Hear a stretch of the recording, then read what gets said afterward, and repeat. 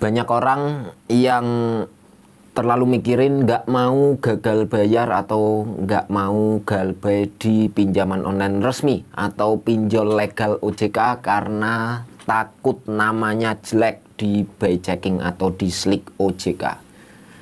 Padahal itu sih sebenarnya nggak penting ya. Saya bahas di video ini, simak terus.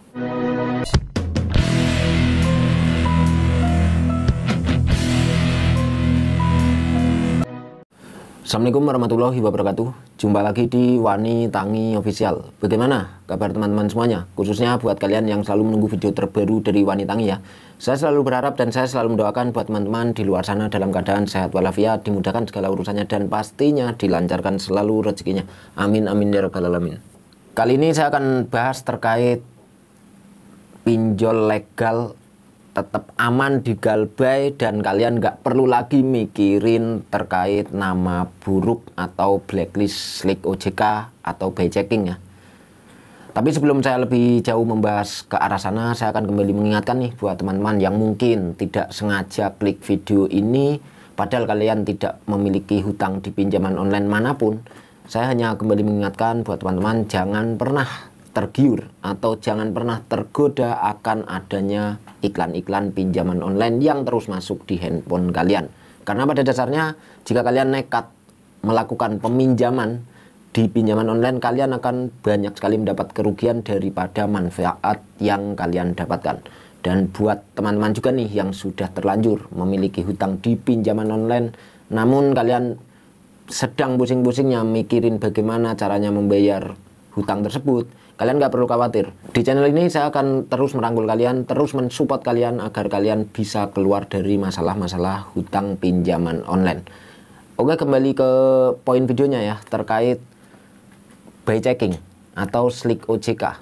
Jika kalian tidak bisa membayar hutang di pinjaman online resmi OJK atau yang biasa disebut dengan pinjol legal yang statusnya berizin di Otoritas Jasa Keuangan atau OJK, itu ada salah satu resiko yang bakal kalian hadapi atau kalian terima, yaitu data buruk di slick OJK, atau biar lebih mudahnya adalah blacklist buy checking kalian. Nama kalian itu jelek di OJK ya. Jadi gini nih, jika kalian tidak bisa membayar hutang atau tunggakan di pinjol legal OJK, beberapa aplikasi tersebut itu bisa mendaftarkan nama kalian atau memasukkan nama kalian ke slick OJK.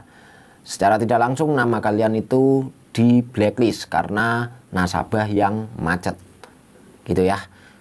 Efeknya apa? Efeknya nantinya kalian itu bisa dipersulit jika ingin mengajukan hutang lagi di tempat lain, di pinjaman online yang lain, ataupun pengajuan-pengajuan kredit di tempat-tempat lain gitu ya.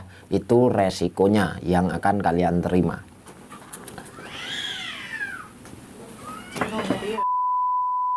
Weh, ngonten Bluk. Terkait masalah buy checking ya, kalian sebenarnya itu nggak perlu khawatir ya. Nama kalian buruk di buy checking ya biarkan saja. Ya tapi nanti saya kalau pengen punya rumah, pengen ngajuin KPR itu saya nggak bisa dong mas. Kalau ngajuinnya pakai data suami apakah bisa? Kalau ngajuin pakai data orang tua apakah bisa? Terus belum lagi kalau saya ingin membeli kendaraan secara kredit, mobil atau motor itu juga bagaimana nasibnya? Saya kan pasti nggak bisa ketika Mas Erik bilang buy checking jelek itu nggak apa-apa gitu ya. Pertanyaan itu pasti akan muncul dan iya saya jawab sekarang terkait masalah pertanyaan itu. Pertama, apakah jika buy checking kita jelek kita masih bisa melakukan pengajuan kredit menggunakan nama pasangan atau bahkan nama orang tua? Saya jawab dulu terkait itu. Buy checking itu melihat itu per kartu keluarga ya. Jadi nama kita yang jelek, nama pasangan kita walaupun bersih itu jadi ikut jelek. Seperti itu dulu. Nah artinya ketika kalian melakukan pengajuan menggunakan data pasangan atau menggunakan data orang tua, ketika orang tua kalian itu ada di satu kartu keluarga, itu pastinya juga akan berimbas atau juga akan ditolak juga gitu loh. Nah itu dulu ya saya jelaskan terkait itu. Nah lantas bagaimana solusinya jika kita ingin membeli rumah atau membeli kendaraan?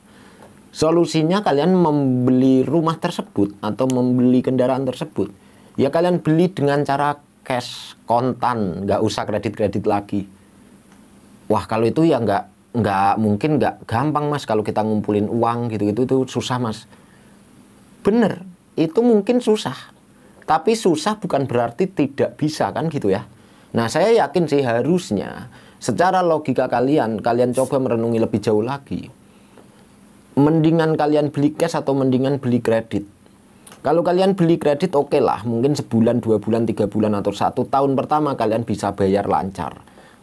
Tapi kesehatan kalian atau mungkin pekerjaan kalian kan itu tidak bisa terprediksi ya, apakah akan lancar terus, khususnya terkait kesehatan aja lah gitu loh. Itu kan nggak bisa terprediksi. Jadi bukan nggak mungkin di suatu saat nanti itu akan mengalami penunggakan atau kalian bingung bagaimana cara bayarnya ketika ada suatu masalah gitu ya.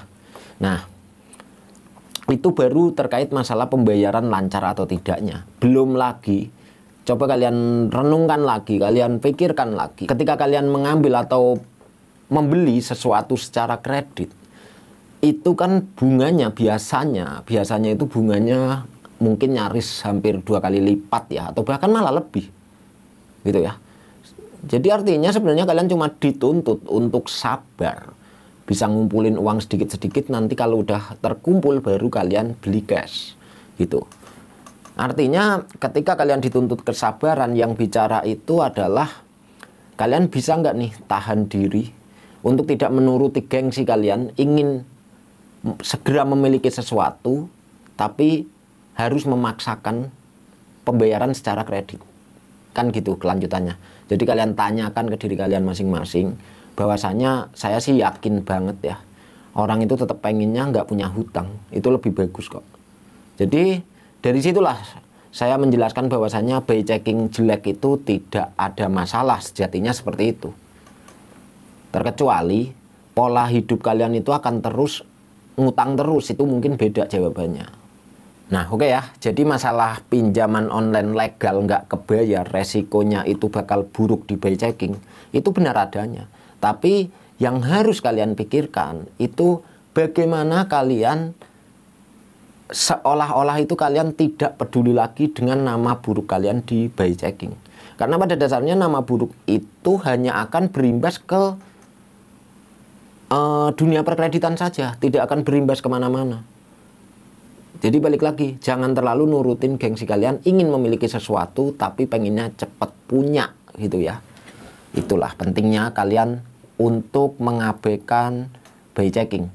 Buruk atau bagus itu nggak usah terlalu dipikirkan. Bahkan kalau kalian by checkingnya itu baik atau bagus, itu kalian bukan nggak mungkin kalian mudah tergiur untuk melakukan hutang atau kredit di manapun tempatnya. Seperti itu ya penjelasan dari saya ya terkait masalah by checking. Jadi udahlah, masalah pinjaman online resmi OJK atau legal OJK, biarpun resikonya itu by checking atau slik OJK jadi jelek, itu nggak perlu kalian khawatirkan lagi. Kalau kalian nggak bisa bayar pinjol resmi OJK atau pinjol legal OJK, ya udah kalian stop, nggak usah bayar, udah. Mau by checking buruk ya biarin, malah bagus nantinya jika kalian tidak bisa hutang-hutang lagi di tempat yang lain. Oke ya, saya rasa cukup jelas untuk penjelasan video kali ini ya. Dan buat teman-teman nih yang sekiranya jika kalian belum memahami isi video yang saya bahas di video ini, kalian bisa sharing langsung ke saya. Atau jika kalian ingin sharing terkait masalah perpinjolan, kalian bisa juga gabung grup WhatsApp Wanitangi. Caranya bagaimana? Kalian tinggal cek deskripsi video ini atau di komentar teratas, di situ ada nomor saya atau nomor admin yang lain ya. Kalian tinggal langsung chat saja untuk sharing terkait masalah perpinjolan. Oke ya, saya rasa cukup jelas untuk pembahasan video kali ini, dan mohon maaf nih jika ada salah-salah kata dalam penyampaian pesan di video kali ini ya. Buat kalian yang suka dengan video ini, silahkan kalian like video ini dan share ke media sosial kalian. Dan jika tidak menyukai video ini, silahkan kalian bebas tulis komentar apa saja yang kalian ingin kritik dari video ini ya. Terima kasih, saya akhiri. Bye, wassalamualaikum warahmatullahi wabarakatuh.